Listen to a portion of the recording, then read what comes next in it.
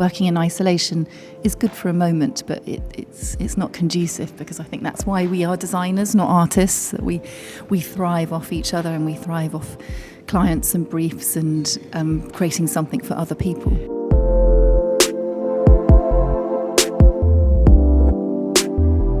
That's the multidisciplinary designer Faye Toogood, who we caught up with during Milan Design Week at her installation, which focused on the Toogood collaboration with Carhartt, but also included new furniture pieces too. Welcome to the WGSN Create Tomorrow podcast. This is the third in our series of shorter episodes in which we bring you some of the key trends, insights and interviews from Milan Design Week 2022. You'll find many informative reports and inspirational images on our site, covering all the trends from this year's event, so do look out for those if you're a subscriber, particularly on the Interiors platform. In this episode, WGSN's Director of Interiors Lisa White and Head of Interiors Gemma Roberti discuss with me the Inclusivity and Wellbeing trend. There were many installations and products that were all about designing for inclusivity, and that raised awareness around diversity and mental health, and these were a key focus at this year's event. I asked Lisa what her highlights were with regard to this trend.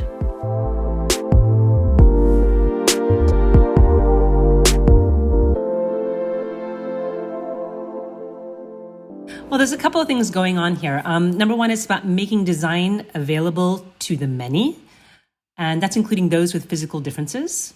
Design is supposed to function, so now people want it to do more as well too, and that's the second part. We want design to make us feel better. So if we're looking at inclusive designs, there were some really great ones like Kuka's graphic tapestries that bring the color experience to people with different levels of color blindness, thanks to their different yarn windings. And there were some great 3D room dividers by Halle Design, and they have acoustic sound absorbing properties, which are important for people with hearing differences and difficulties, myself included, since, obviously I've been to Milan since 1995. That means I'm getting up there in age. And it's great having an acoustically, perfect room. One thing I loved was the Tokyo toilet. And that was also at the Triennale. And the toilet is probably one of the most unloved, under-designed things in the world. But what they did is they decided that they wanted the public toilets in Tokyo to be 24/7, super clean, actually quite joyous, but then free to be used by anyone, anytime, without any anxieties. So it's obviously genderless, wheelchair and ostomet facilities. There are just so many ways that they designed these toilets to make them really seamless and a place of welcoming for people, believe it or not. Mm. And, on the second part too is, the fact that design is supposed to function, and we're now expecting more from our designs. We want them to make us feel things. And that could be joy, that could be confidence, that could be comfort. So mental health and well-being was also a central focus at Design Week. I love Chinese designer Du Yihan. He explored mental health and neuroaesthetics with the most beautiful silk embroidered furniture that featured the chemical symbols for dopamine and serotonin, oxytocin that affect our moods and mental health. And then from a very more, great public, grand public sort of thing, Sabine Marcellus created new wall lights that help with seasonal affective disorder. And they create beautiful lighting effects at the same time. So no longer you feel like you're being helped in a way that seems too obvious. You just feel good with these designs. And there was a very interesting thing by Tableau, which was all about sort of toxic masculinity. Can you tell me a little bit about that? Yeah, they presented something called Confessions, and it's an exhibition in which male artists and designers and architects reflected on toxic masculinity. It's a real discussion these days, and opened up to their own vulnerability and mental health. And the idea was to create an open-minded space, featuring things from mirrors to vases to storage, so people could actually store some of their more toxic traits or toxic memories at the same time too. So it was really designed with well-being in mind. And then there's also, lots of things that took a look at the importance of light, especially in northern countries, in colder months and seasonal affective disorder. Actually, there was another quite interesting exhibition that tapped on, if you want, another facet of the conversations around inclusivity. And it's a collective show called This is America. And this was co-curated by two women of color from a collective Hello Human and then an experienced design studio called Additions. And they invited 15 designers with diverse backgrounds to showcase their pieces and use this as a discussion point as what it means to be an American today. You know, so many different backgrounds, so many different heritages. So it was actually a really, really interesting conversation around representation as well, and quite diverse into the combination of the pieces exhibited. And then something else that was actually at Satellite. So the first prize award there actually went to an African designer that designed a walker made of natural materials that are traditionally used in Nigeria by the Yoruba tribe, to which he actually belongs. So the idea was actually to design for the elderly people, but with materials and shapes that resonate with them. Because he mentioned his grandpa was actually embarrassed by the medical devices that were giving him to help him to walk.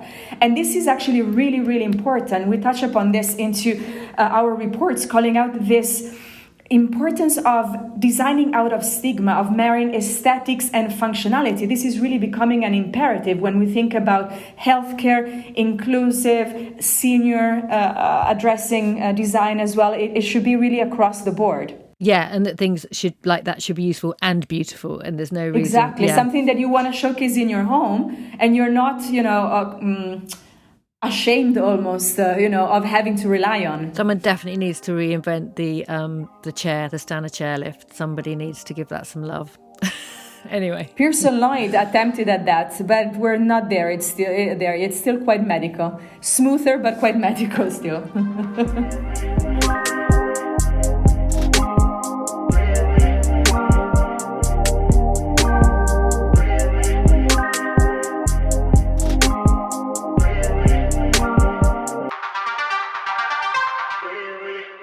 I don't know if either of you also caught the Matcha Le Haneur exhibition at the Triennale, which was curated by Maria Cristina Diderot.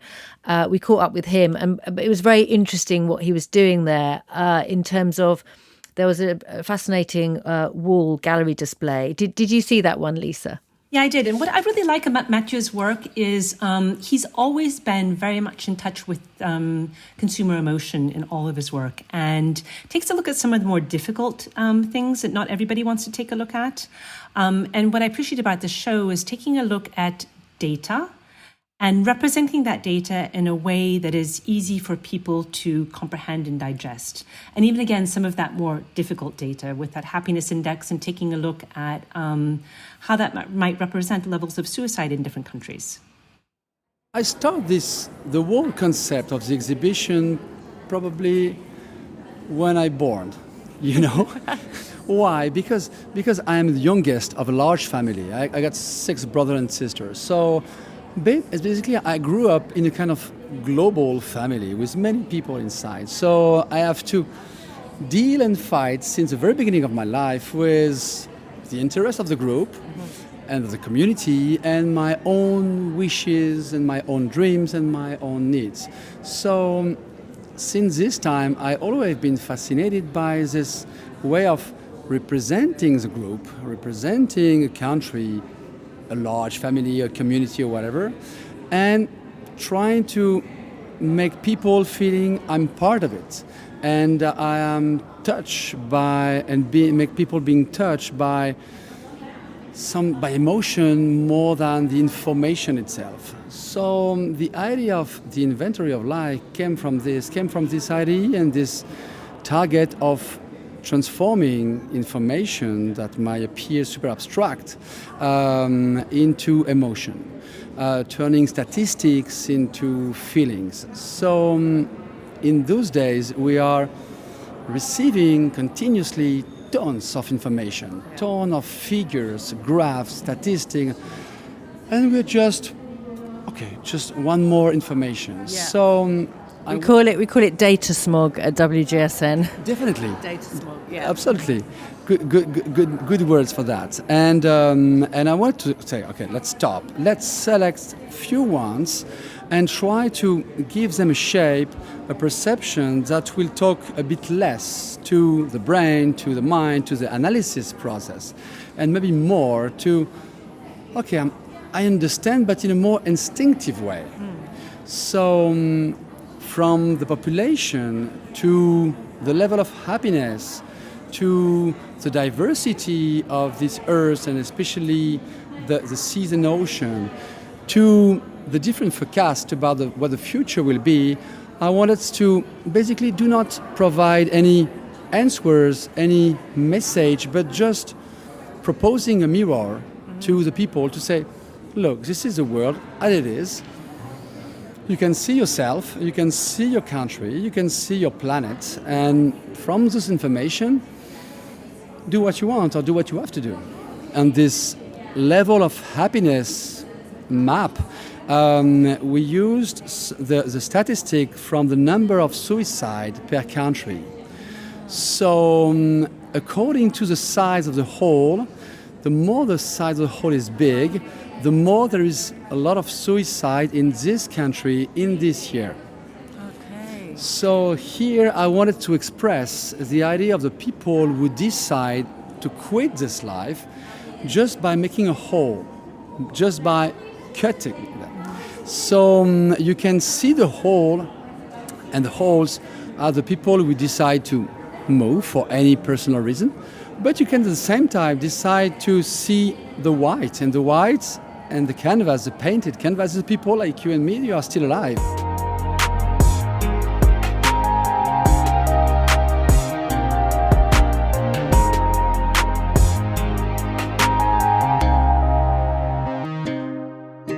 The other thing I saw at Saloni, which I stumbled across, we actually have covered it in an inclusive design report already, but was the hugging chair, which I just really loved. It sort of this cocooning chair, and it kind of caught my eye, and I had a little catch up with the people there. This is for people living with autism disorder, or with variations of autism, and it was just fantastic. I'll let them describe it in their own words. Okay, so tell me all about the hugging chair, and what's your name? Sorry. I am Corentin Lemaitre, and with Alexia Audrin, we have built Otto, the hugging chair. It's a chair that have inflatable part to make a hug to people, and it has been made to answer the needs of autistic people because they have sensory disorder, and to feel deep pressure on their body, help them to better integrate sensory information, and then feel more available for learning or social interaction. And are you working with a hospital right now to see how you could put it into practice? Yes, after the first prototype, we did better and better, and we contact a medical expert, and we have made a partnership with Tour Hospital, which is an expert in autism spectrum disorder for child. And since 1 year and a half, they are testing it, and they have integrated in their service. And they are planning to do a clinical study, so they are just framing that for the moment. That was Corentin Lemaitre, the engineer who worked with Alexia Audrin on the huggable chair. While on the topic of inclusivity, we also spoke with a British designer, Faye Toogood. She was exhibiting her collaboration Recut with Carhartt, and also new pebble-like ceramic stools called Cobble. We talked about gender-inclusive clothing design, her new monograph, and what being a designer means to her. It's been a really great journey actually working with Carhartt. Initially it started off with a installation and store design for their King's Cross work in progress space.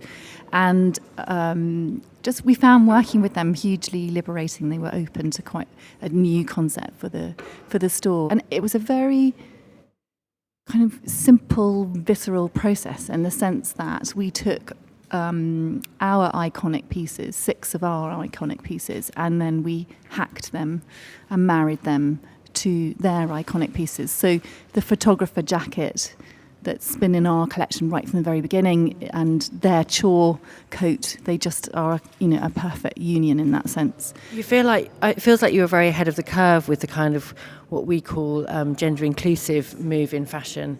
And I just wondered how you sort of see that developing. Yeah, I mean, I think for us, when we started the clothing range, it was really that desire to dress everyone and anyone, and irrespective of gender, of age, of size as well. So we really go from our 0 all the way up to a size 6, and now we've introduced a 7. So this idea that we wanted to dress everyone and anyone has been there right from the very beginning, and it's something really important to us. And thankfully others are adopting that. And I know for a brand like Carhartt, I have had a pair of dungarees since my 20s, but they're actually the male cut dungarees. And I know a lot of women that wear Carhartt with their male cuts. They do have female cuts, but it's the first time for them that they have actually adopted a unisex sizing range, which is quite surprising, I think, for a brand that big and, so up to date, that they hadn't actually addressed a unisex sizing. I believe it is the future. That's not to say that men want to wear women's clothes and women want to wear men's clothes. It's not as simple as that. But that always defining things by gender is not relevant for us. And that inclusivity is absolutely essential. And I see before me I have a book which is out, I believe, on the 21st of this month, Faye Toogood, Drawing, Material, Sculpture and Landscape, which, I mean, it is incredible that your work isn't just clothing, it's installations, it's furniture, and I guess this covers the whole thing. But tell me a little bit. I also love that, like a lot of your work, which is very textural, even the kind of edge of the book is incredibly textural. So tell me about the bringing together of all your work in this, I guess it's a monograph.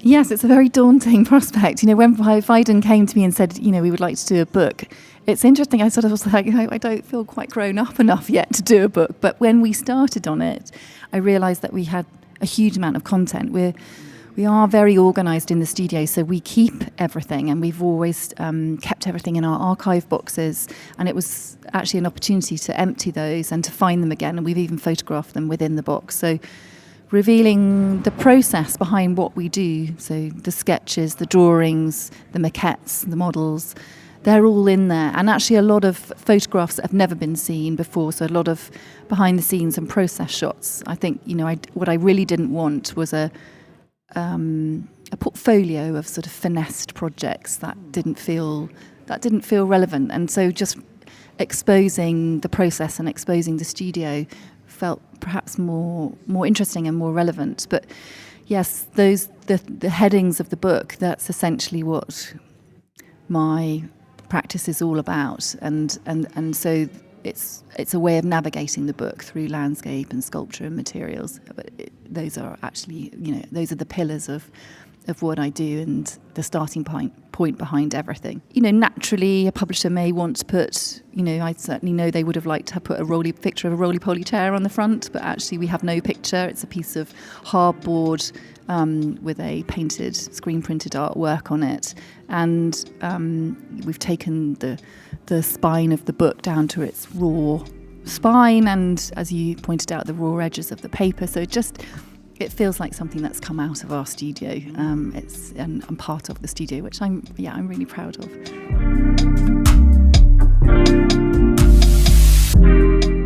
You're listening to the WGSN Create Tomorrow podcast, and we're talking to the British designer Faye Toogood, who we caught up with during Milan Design Week. She's the designer of the very popular roly-poly chair, which ushered in a new wave of fat, chunky furniture. We talked about what it was like to be back at Milan after the COVID-induced hiatus, and also how she saw her work progressing in the future.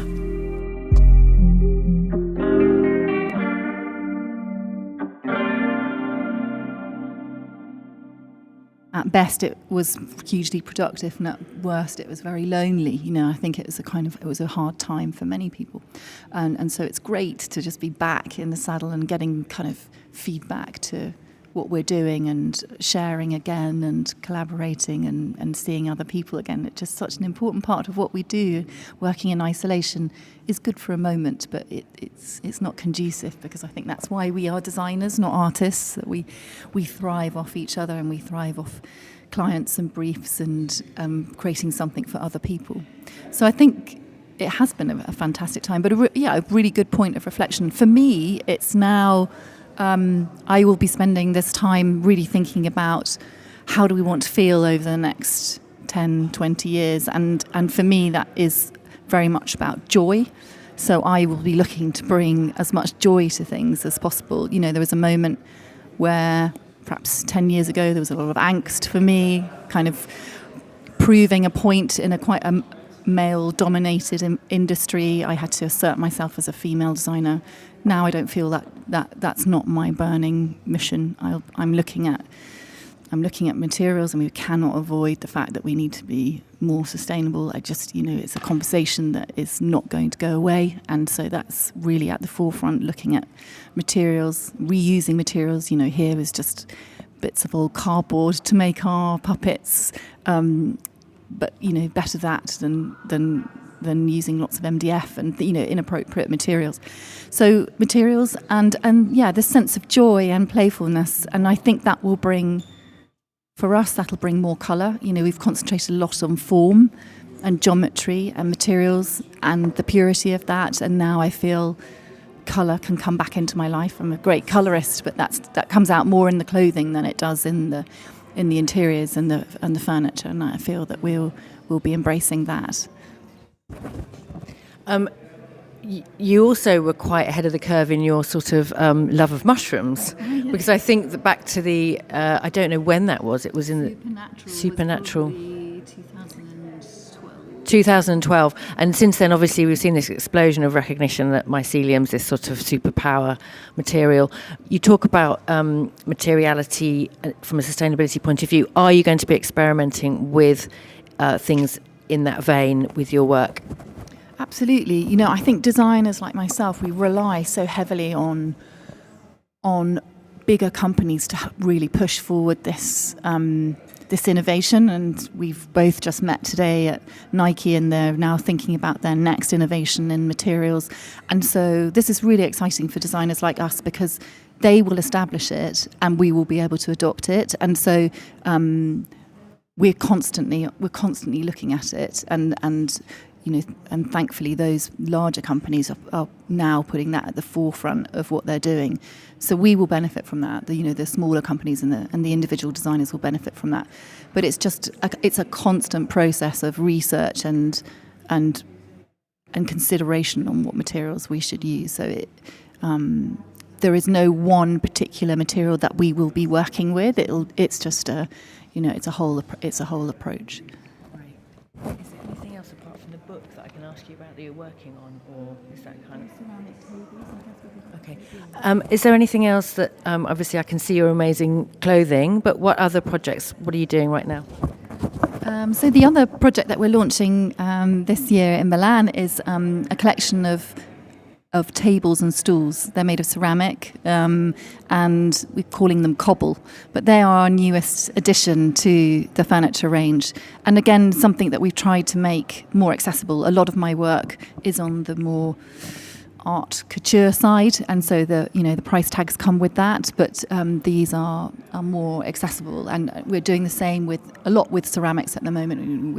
We've recently launched a tableware collection, and these tables are kind of part and extension of that. So that for us is exciting that we can start to look at more accessories.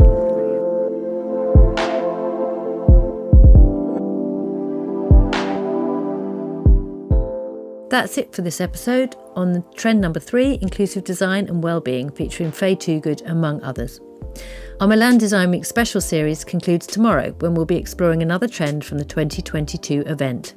You'll find much more information and inspiration in the Milan Focus reports on our subscribers site.